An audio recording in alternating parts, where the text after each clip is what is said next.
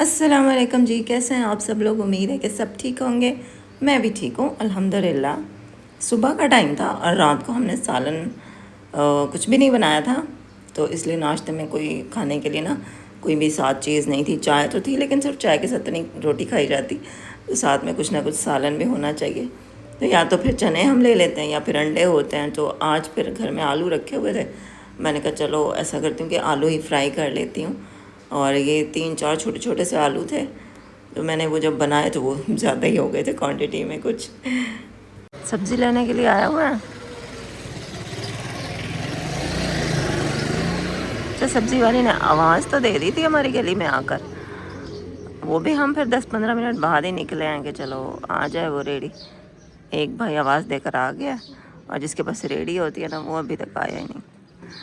तो हम लोग तो आ गए हैं, अब यहाँ छाँव में खड़े हुए हैं, दरख्त की छाँव में इंतज़ार कर रहे हैं। बच्चे भी मेरे साथ हैं।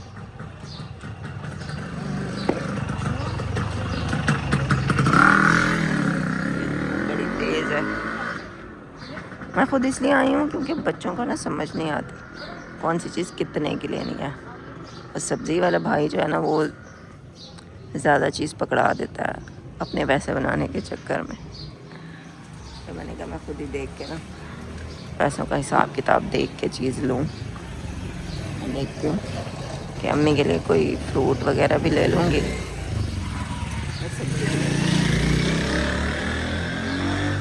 काफ़ी इंतज़ार के बाद सब्ज़ी वाला आ गया था, हम लोग सब्ज़ी लेकर घर आ गए थे। यहाँ पे ज़ैनब आ गई थी और ज़ैनब से हमने कहा था कि घर के जो पर्दे हैं और जो सोफ़े के जो कवर हैं, रज़ाइयों के जो कवर हैं, तकिए के कवर, जो भी सारी चीज़ें हैं ना घर की, तो कपड़े वगैरह वो सारे धो के दे दो। पहनने वाले तो धो लिए थे उस दिन, लेकिन ये दूसरे थे तो थोड़े बहुत जो पहनने वाले थे वो भी अब धो दिए साथ ही। तो ईद की सफाइयाँ चल रही हैं और अम्मी यहाँ पे ब्रश करने के लिए यहाँ पे जा रही थी। हौज़ पे बैठ के खड़े होके हमें ब्रश करती हैं। और हमारे साथ वालों का दीवार जो टूटी हुई है वहाँ पे पर्दा लगा हुआ था, तो अब वो पर्दा भी टूट के गिर चुका है। तो वहाँ से पूरा ही एक खुली जगह बन गई है, रास्ता बना खड़ा है। लेकिन अपने रिश्तेदार है ना, तो मतलब इतना कोई मसला नहीं बनता है। ज़ाहिर है कोई गैर होते तो इस तरह तो नहीं होता फिर। अच्छा, ज़ैनब कपड़े धो रही थी और मैंने कहा चलो मैं सालन बना लेती हूँ। सबसे पहले मैंने करेले काट के इसको नमक लगा के रख दिया था, उसके बाद इसको धो लिए थे। आटा मेरा सुबह का रखा हुआ था, आटा नहीं गूंदना होगा, तो मैंने पहले घी में थोड़े से करेले जो है ना फ्राई कर लिए। फ्राई करने के बाद मैं इनको निकाल लूँगी और फिर मसाला भूनूँगी, फिर चिकन डालूँगी। चिकन भी मंगवाया, अब्दुल्ला हाथ लेकर आ गया माशाल्लाह से। अभी अपने काम खुद करने लग गया है अल्हम्दुलिल्लाह, माशाल्लाह माशाल्लाह। ये कि पहले तो हर काम मामू को कहना पड़ता था, तो अब मैं कोशिश करती हूँ कि मैं अब्दुल्ला हाथ को कहूँ ताकि उसे भी आदत हो अपने घर के काम काज करने की। तो अभी भी मैं तकरीबन दूसरी तीसरी दफ़ा है कि जब भी मुझे चिकन मंगवाना होता है मैं अब्दुल्ला हाथ को कहती हूँ कि जाके ख़ुद लेकर आओ, और गोश्त वाले को कहना कि अच्छा गोश्त बना के दे सीने का। तो आहिस्ता आहिस्ता इसको भी लेना आ जाएगा। अभी भी माशाल्लाह ठीक लेकर आया था, कोई हड्डियाँ ज़्यादा नहीं लेकर आया था। 200 का गोश्त था लेकिन वो भी माशाल्लाह अच्छा सारा था। कपड़े जब ज़ैनब ने सारे धो लिए उसके बाद बस मेरा खाना भी तैयार हो गया था।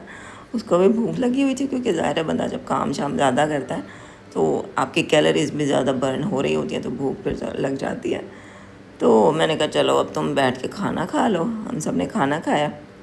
उसके बाद कल की प्लानिंग कर रहे थे कि बस कल अब ऐसा करेंगे कि कल घर को सारा झाड़ पोंछ करके ना, तो डस्टिंग वगैरह करके फिर कवर शवर चढ़ा देंगे, पर्दे लगा देंगे। ये हसीब आया हुआ था बर्फ़ लेने के लिए, दूसरा दिन हो गया था। तो ये है कि अब बस ये काम रह गया है कि ये पर्दे वगैरह इनके लगाने हैं शेल्फ़ के, और रज़ाइयों के कवर चढ़ा के रज़ाइयों को भी बांध के रख देते हैं। इरादा तो हमारा था कि यहाँ से हम रज़ाइयाँ पूरी खोल के दोबारा से बनवा के रख लें और नए घर में जब जाएं तो हमारी नई रज़ाइयाँ हों, वो फिर 4-5 साल चलो चल जाएंगी। लेकिन यह कि अभी नहीं हो पाया, देखते हैं। अब गर्मियाँ भी बहुत हो गई हैं ना, अब गर्मी में बाज़ार जाना मुश्किल हो जाता है, अब तो देखते हैं फिर। अच्छा, मैंने सुबह सुबह नाश्ता बना तो लिया था लेकिन अम्मी ने कहा कि मुझे भी भूख नहीं है, अम्मी ने भी नहीं खाया और अब्दुल अहद ने भी नाश्ता नहीं किया। तो मैं सोच रही थी ये मैंने किसके लिए पकाया, सिर्फ मैंने अपने लिए पकाया है।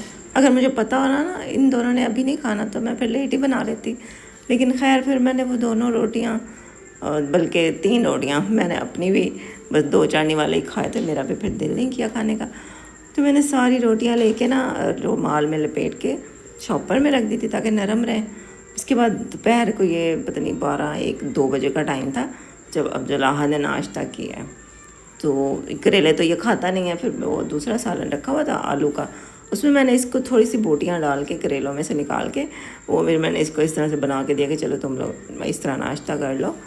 और पराठा इसका रखा हुआ था, वो नरम सा ही था।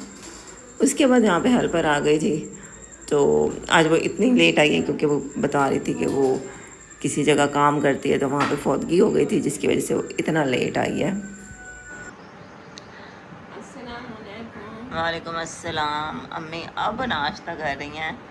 नाश्ता भी क्या ही है, बस वो मिक्स सेब रखा हुआ है, वो अम्मी खा रही हैं सुबह से। गर्मी अम्मी को बहुत लगती है, बहुत ज़्यादा तबीयत ख़राब हो जाती है गर्मी से। बस पानी पीती रहती हैं, पानी लेके अपने सीने पे डालती रहती हैं, मतलब जिस्म को ठंडा करने की कोशिश करती रहती हैं।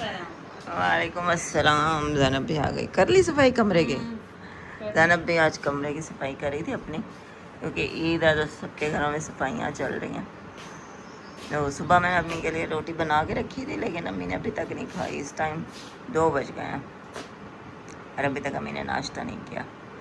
तो अब बस मैंने कहा कुछ तो खा लें, तो ये फ्रूट बस अम्मी ने कहा चलो दे दो। अब्दुल्लाह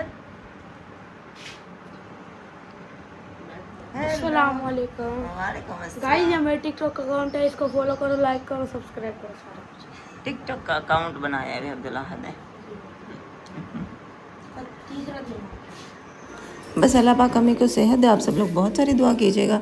उसके बाद आहत के पापा आए थे दोपहर के टाइम, तो मैंने उनको बोला इस्त्री आप मुझे ठीक करके दे दो, क्योंकि ईद पर अब्दुल्लाह के कपड़े तो इस्त्री करने ही हैं, वो तो लाजमी है।